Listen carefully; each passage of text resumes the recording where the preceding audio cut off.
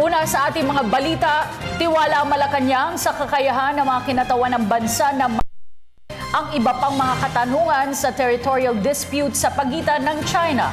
Sinabi ito ni Presidential Spokesperson Edwin Lacerda sa ikalawang araw ng pagpapatuloy ng argumento sa Arbitral Tribunal sa The Hague sa the Netherlands. Dahil dito, umaasa ang Pilipinas na magkakaroon ng paborableng resolusyon ng Arbitral Tribunal sa naturang usapin.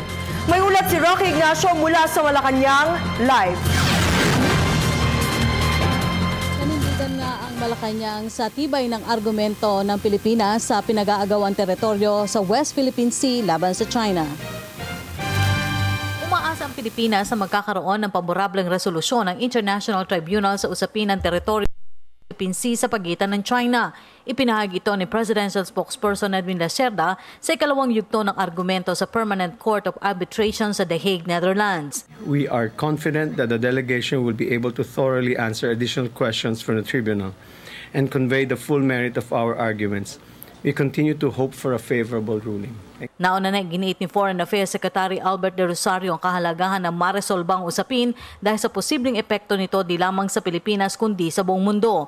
Nakatuon rin ang petisyon ng Pilipinas sa proteksyon sa kapaligiran at fishing claims laban sa China. Sa pahayag ng Department of Foreign Affairs, umaabot umano sa $100 milyon ang halaga na may 300 ektarya na nasirang coral reef system at epekto sa ekonomiya sa coastal states kada taon dahil sa reclamation activities ng China sa West Philippine Sea. In his speech before the tribunal, Secretary of Foreign Affairs Albert De Rosario spoke about the case's importance not just to our region but also to the world.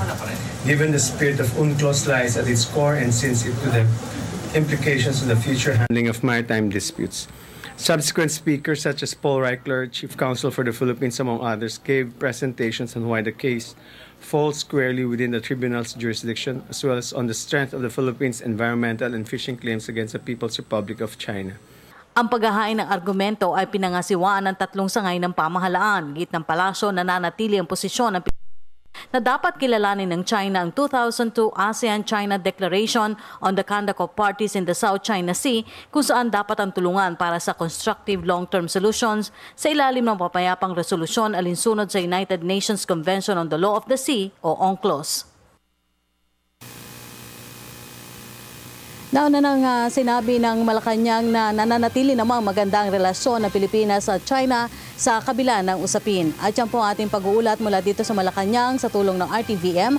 Ako po si Rocky Ignacio para sa Telebisyon ng Bayan. Maraming salamat, Rocky Ignacio.